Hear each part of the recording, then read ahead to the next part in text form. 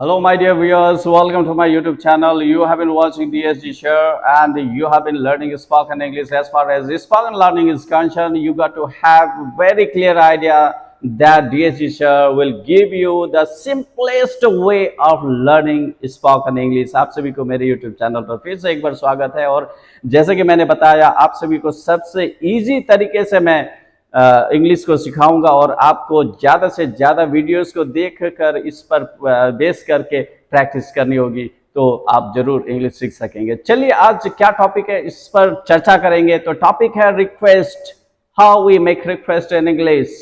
So making request in English, we got some structures to discuss on. So let's find out what are the structures and how we make request. So in English request करने के कुछ तरीके हैं जिस पर हम चर्चा करेंगे।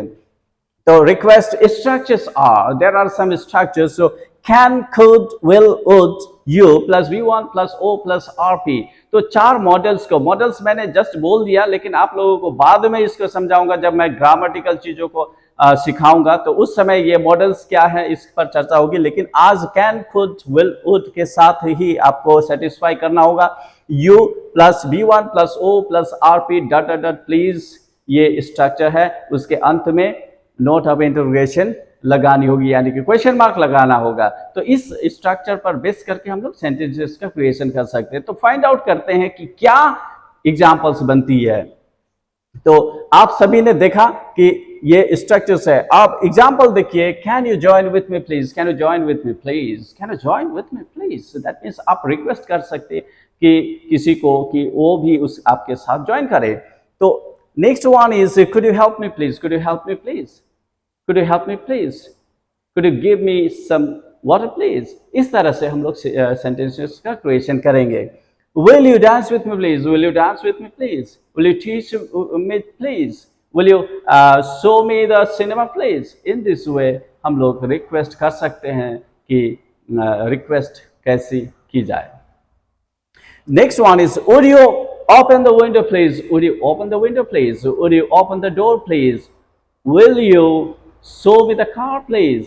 इस तरह से हम लोग सेंटेंसेस का क्रिएशन करेंगे जब हमें रिक्वेस्ट करना हो। तो रिक्वेस्ट करने के सिंपलेस्ट वे मैंने बताया आप सभी को, बहुत ही इजी तरीका है और कोई भी कंफ्यूजन नहीं है। कैन, कुड, विल और विड के साथ में यू होगा, उसके बाद में V1 होगी, उसके बाद में O होगी, उसके बाद में RP होगी, उसके बाद में डट डट डट। यहाँ पर आप जिस चीज की जरूरत महसूस कर रहे हैं, जिस चीज का रिक्वेस्ट आपको करना है उसको या उसका नाम को बिठा देंगे, उसके बाद में प्लीज बिठाएंगे, उसके बाद में नोट ऑफ इंटरोगेशन यानी कि क्वेश्चन मार्क को बिठा देंगे। तो आपकी ये पूर्ण रूप से सेंटेंसेस का क्रिएट हो जाएगा।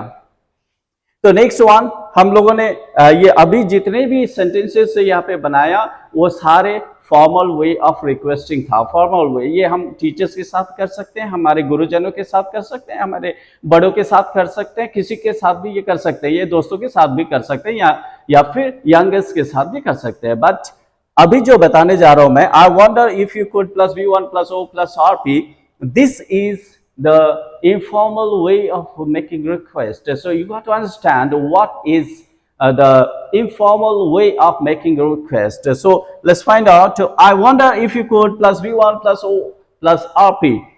मैंने आप सभी को बताया V1 यानी कि वर्ब का पहला रूप, वर्ब का फर्स्ट फॉर्म है, उसके बाद में O है object, O means object and RP means remaining part of the sentence. Okay, so example is I wonder if you could help me, I wonder if you could help me, I wonder if you could open the window। इस तरह से हम लोग sentences का creation करेंगे। This is the informal way of making request. Next one is do you think you could plus V1 plus O plus RP, do you think you could plus V1 plus O plus RP। So example is do you think you could teach, do you think you could teach. That means क्या आप सोचते हैं कि आप पढ़ा सकते हैं, ये एक तरह का रिक्वेस्ट होगा। तो ये informal way of making request होगी। Do you think you could help me, ये भी एक तरह से informal way of making request है।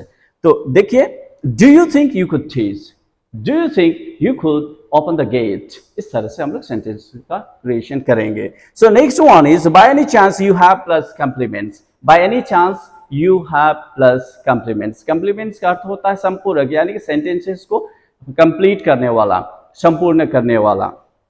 तो bye any chance you have, ये बाय डिफॉल्ट रहेगी सेंटेंस में, उसके बाद में कम्प्लीमेंट्स को ऐड करना होगा।